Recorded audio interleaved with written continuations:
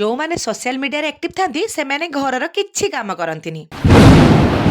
ଟାଣଟାଣା ନମସ୍କାର ଜୟ ଜଗନ୍ନାଥ। ଏ କଥାଟି ମୁଁ କହୁନି, ଏ କଥାଟି ମୋର କିଛି ନିଜର ଲୋକମାନେ ମୋତେ ପଚାରିଥିଲେ। କିଛି ମାସ ତଳେ ମୋ ଯାଆ ଜଣେ ପଚାରିଥିଲେ କି ଆଲୋ ମାମା ତୁ ଭିଡ଼ିଓ କେତେବେଳେ କରୁଛୁ ଆଉ ଘର କାମ କେତେବେଳେ କରୁଛୁ। ଆଉ ସେଇ ସେମ୍ ପ୍ରଶ୍ନ ମୋତେ ଆଉ 2-3 ଜଣ ପଚାରିଲେ।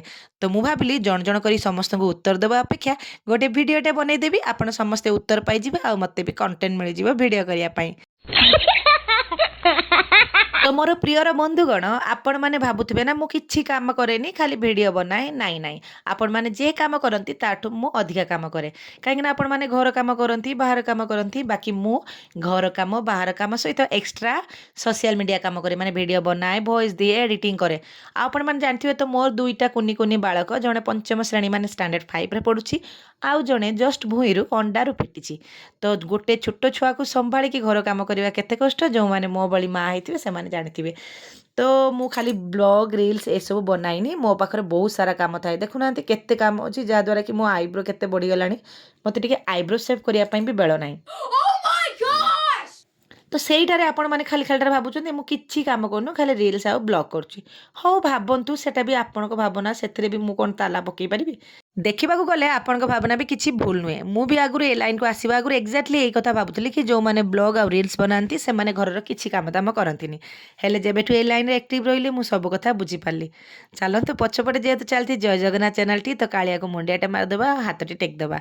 ତ ମୁଁ କୋଉଠି ଅଟକିଥିଲି? ହଁ, କିଛି କାମ ଦାମ କରନ୍ତିନି। ତ ସାଙ୍ଗମାନେ ମୁଁ ଆପଣମାନଙ୍କୁ କ୍ଲିୟର କରିଦଉଛି। ଆଗେ ଆରମ୍ଭ କରୁଛି ଲଙ୍ଗ୍ ଭିଡ଼ିଓ ପାଖରୁ। ଲଙ୍ଗ୍ ଭିଡ଼ିଓ ଆମେ କୋଉଠି ବନଉ? କୋଉଠି ବୁଲିବା ପାଇଁ ଯାଇଥିଲେ, କୌଣସି ପାର୍ଟି ଫଙ୍କସନ୍‌ରେ। ଆପଣମାନେ ବି ସେଇଠି ଯାଆନ୍ତି, ବାକି ଆପଣମାନେ ଖାଲି ଏନ୍‌ଜୟ କରନ୍ତି ଆଉ ମୁଁ ତାକୁ ଏନ୍‌ଜୟ କରିବା ସାଙ୍ଗରେ କିଛିଟା ରେକର୍ଡ଼ିଂ କରିକି ସୋସିଆଲ ମିଡ଼ିଆରେ ଅପଲୋଡ଼୍ କରେ। ବାସ୍, ଆଉ ବାକି ରହିଲା ରିଲ୍ସ ମିନି ବ୍ଲଗ୍। ରିଲ୍ସ ପାଇଁ ମୁଁ ଆଗ ଦିନରୁ ଗୀତ ସିଲେକ୍ସନ୍ କରିଦେଇଥାଏ। ତା ପରଦିନ ମୋତେ 10-15 ମିନିଟ୍ ହିଁ ଲାଗେ ରିଲ୍ସ ବନେଇବା ପାଇଁ। ବାକି ରହିଲା ମିନି ବ୍ଲଗ୍, ଯୋଉଟାକି ଆପଣ ଦେଖିଲେ କି ମାଛ ଭଜା ଆରମ୍ଭ କରିବା ପାଖରୁ ମୁଁ ବ୍ଲଗ୍‌ଟି ଷ୍ଟାର୍ଟ କରିଥିଲି। ବର୍ତ୍ତମାନ ମୋର ମାଛ ଭଜା କମ୍ପ୍ଲିଟ୍ ହେଇଗଲାଣି ଆଉ ମୁଁ ଏବେ ପଖାଳ ଖାଇବା ପାଇଁ ପ୍ରସ୍ତୁତ ହେଉଛି। ତ ହାର୍ଡ଼ଲି ମୋତେ 15-20 ମିନିଟ୍ ଲାଗିଲା ଗୋଟେ ମିନି ବ୍ଲଗ୍ କରିବା ପାଇଁ।